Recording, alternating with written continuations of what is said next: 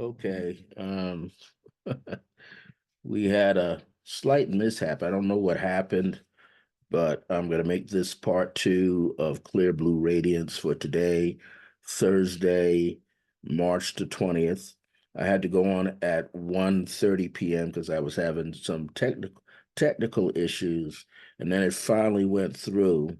And in the process of um, getting ready to give a brief meditation, kind of got interrupted and it went off the air.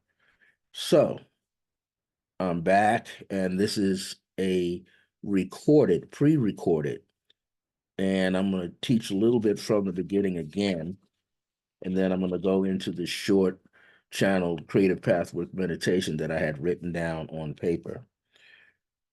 Today's topic for Clear Blue Radiance, and I'm the host and originator of the podcast, Brother Francis E. Revels-Bey. And you're going to find this pre-recorded part two on the Resident Essentials YouTube channel for Resident Essentials Esoteric School of Metaphysics. The title is Elevate Your Life, Your Consciousness Through Your Heart Center with Unconditional Love. So what I was teaching earlier, and what's going to be part one that's already there, was that we have to be consciously aware that when we talk about stories from the past, things that happened to us, there's a lot of energy that's embedded in the past. It's like when we study history, right? Or people say his story, right? There's things in the news that went around. If you talk to an elder, such as myself or someone older than me, that experienced, let's say, the Vietnam War, you're going to hear the stories of the Vietnam War from that person, what they experienced, if it was traumatic or not, how they had to get through it. But you're going to hear the emotional pain. You're going to hear about the struggles and the scars. And that could flip the switch inside yourself where you start feeling down. Even the person who's telling the story might relive the pain of that time. And when it's relived, it's like secondhand smoke. It's in your body, it's on your clothes, it's in your head, it's in your heart. You're telling these stories. And I'm not saying you should not share an old story with someone, because maybe that story got you where you are today. But not every lesson that you learned from the past is being utilized today. Sometimes those lessons that you learned from the past, during the past, was only for that time. Whatever decisions that you had to make during that time was only for that time's experiences. So sometimes we have to learn how to let go. One of the things I said in here is it's important to realize that when we are battling the old wounds, like from an old storm, an old battlefield, it can cause us to fall backward. When we fall backward, we fall back into the way we used to think and the way we used to feel, and any pain or hurt or anger that is there, it's still there. And we are reviving it, giving it more life to slide in to this life. We don't want to do that. And so we have to learn, as great healers and metaphysicians say, learn how to forgive ourselves. Now, this is true, especially if you were involved in a narcissistic relationship where the narcissist cut you off from loved ones, friends, associates, made you look like the bad guy, the bad person in the relationship with them, made them feel like they were the victim.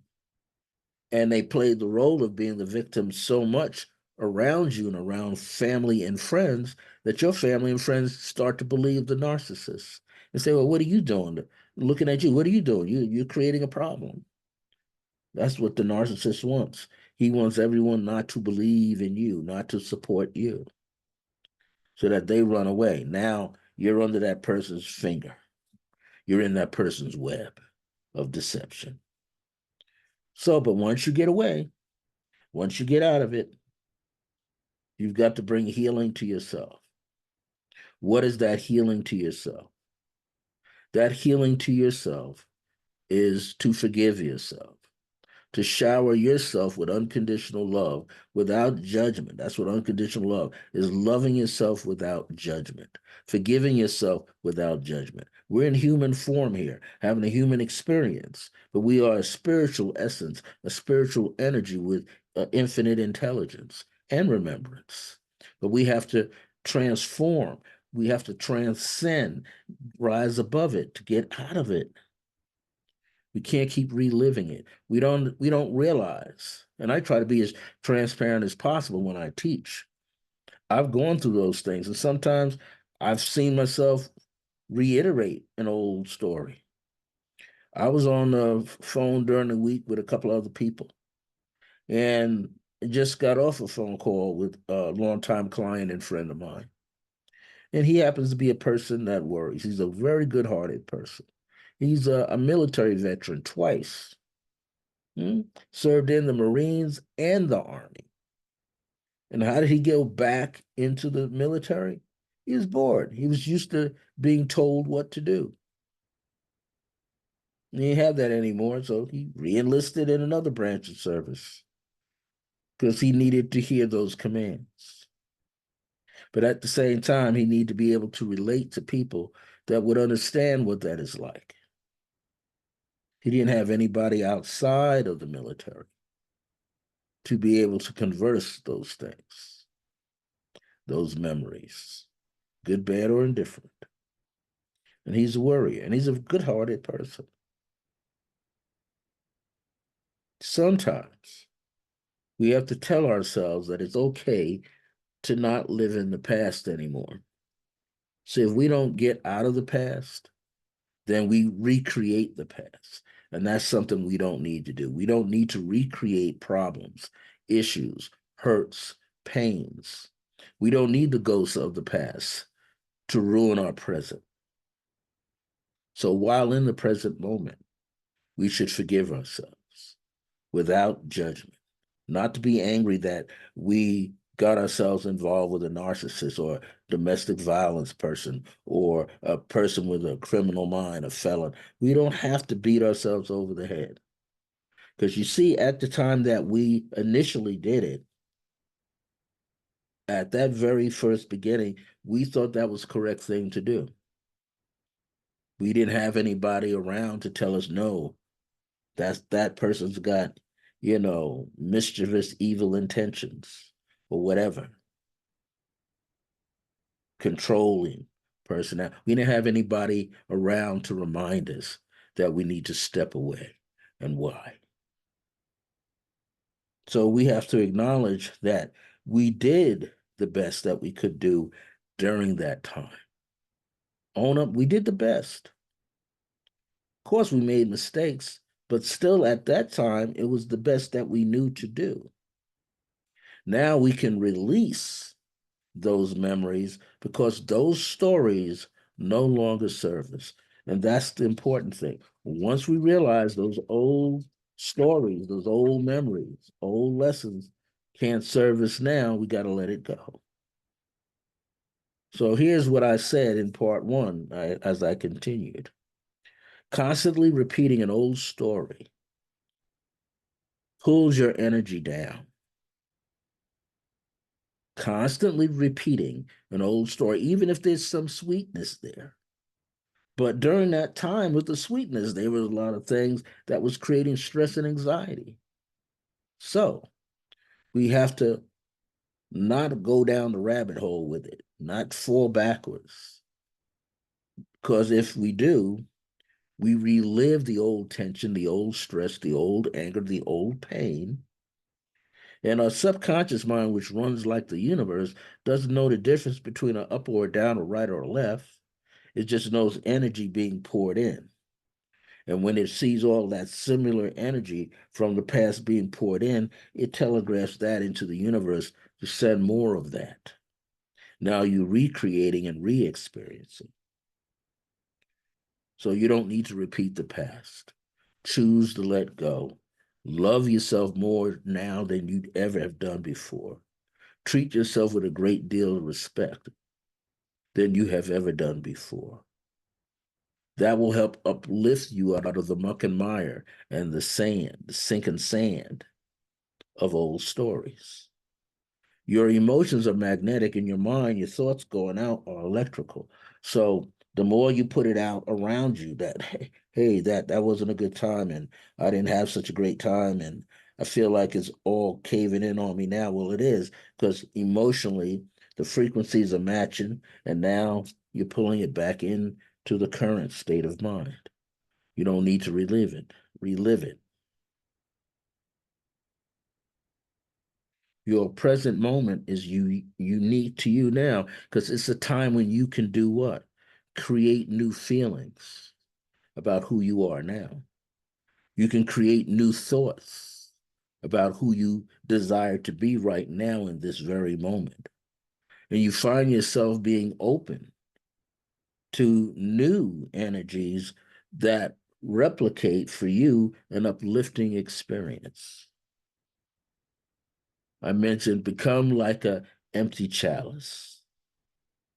When you become like an empty chalice, chalice like a huge goblet. It could be glass, it could be bronze, it could be gold plated, it could be silver plated. It could have beautiful gems on the outside that represent your achievements and who you are now.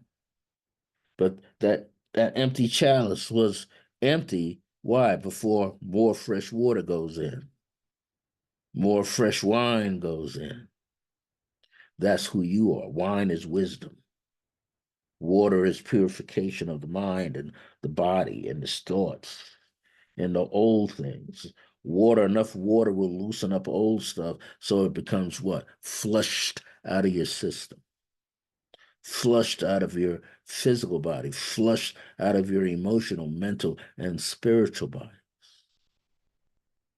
That new wine is the new wisdom coming into your life that you could drink. You could sip the nectar of wisdom, new wisdom. And what are you sipping upon? The overflow of good feelings, good ideas. You're surrendering to the overflow of goodness, brightness, and intelligence that's already on the inside waiting to emerge, to come forward, to share, for you to participate in. So let us create more joyful events that become joyful memories and joyful remembrances. Create new joyful moments. So you have what? Positive memories and more jovial remembrances. Our heart center. Now, what I'm about to say, I'm saying this to you, I'm reading it out to you, but I want you to receive it like a meditation, a creative pathwork meditations that I do all the time. And I'm going to call it the heart center is a bridge of pure radiance. Take a sip of water or some tea if you need to. Relax. Our heart center is a bridge of pure radiance, supported by the lights of compassion and unconditional love, fueled by the virtues of divine grace. Think of inside the word compassion is the word compass. A compass is something that gives you magnetic north, magnetic direction, because it's connecting off the ley lines in the earth, which are magnetic. So you're opening up to this energy that can be all encompassing. And at the same time, what is being encompassed, encircled, are your passions, so that they train upward and outward at the same time. These passions are like charged particles of light. That's the ion, ion, charged particle of light, where you gain all your sustenance from. You gain all your truths, all your harmonies, all your intelligences from. And it begins to flow back into your life. That's what you want. Flow back into your life.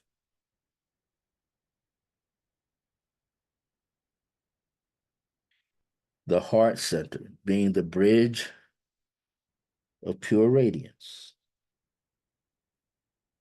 now allows you to have this experience of over trillions of cells releasing the same chord of light, the same streams of light to you. I want you to begin to imagine everything that I've said to this point. I want you to inhale and exhale. Do that 2 more times because it's very, very relevant right now as you pay attention to your deep breathing. The gateway of your beauty and self-love is felt deepest in the deepest core of your trillions of cells. Imagine, go within and begin to create, to envision, seeing yourself pulsate, throbbing, see yourself pulsating in all directions, above and beneath as well, front and back, right and left, pulsing. And as you feel as well as see the pulsation of light, of an internal light source, is matching your heartbeat.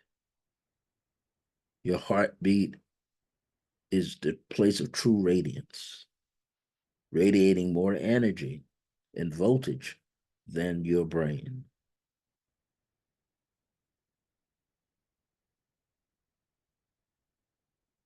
This internal light is an infinite power that never goes out, as you are always connected to its true source. And what is its true source? We call it the greater infinite cosmos, the universe. Universal light, we call it the God mind, the heart of God itself.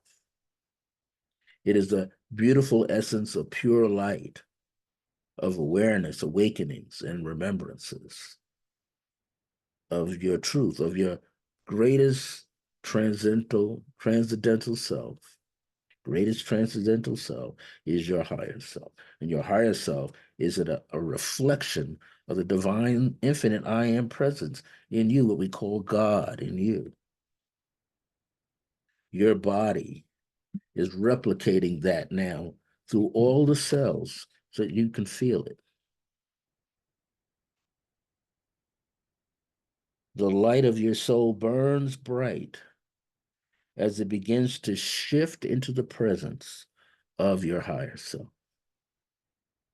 And now the higher self in you and around you, embracing you, presents itself as a knowingness of infinite truth.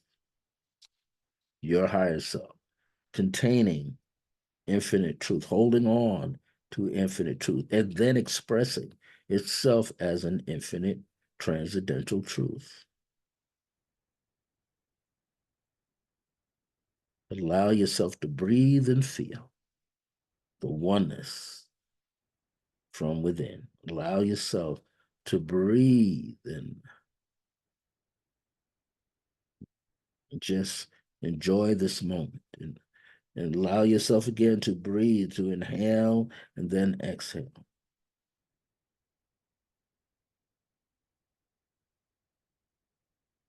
And embrace those who are close to you. Embrace those who remember you. Embrace those who are absolutely aware of you and who can see you for who you are.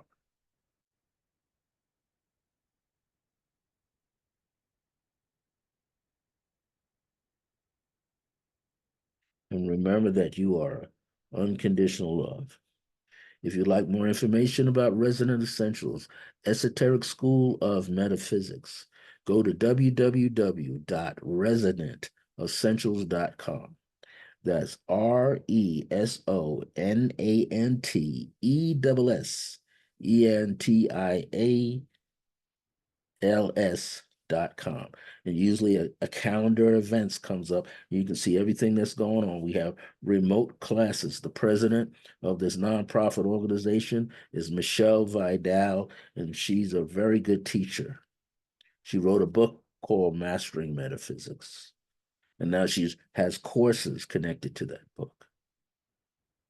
You need to be there, especially if you live here in Albuquerque, New Mexico, Los Ranchos, New Mexico, South Valley, New Mexico, North Valley, on the west side, on the east side. Come to the class. Now, where are these classes located that Michelle is teaching? And I'm there every Saturday, usually from 11:30 in the morning to 12:30 p.m.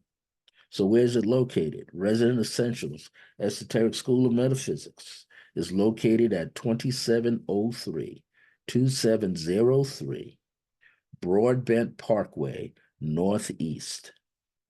And there's a series of buildings in there. There's churches in there. There's industrial things in there. But you ride around when you pull in, if you come off of the Candelaria side, where you turn and go like kind of north, then you go that direction, actually moving south more like.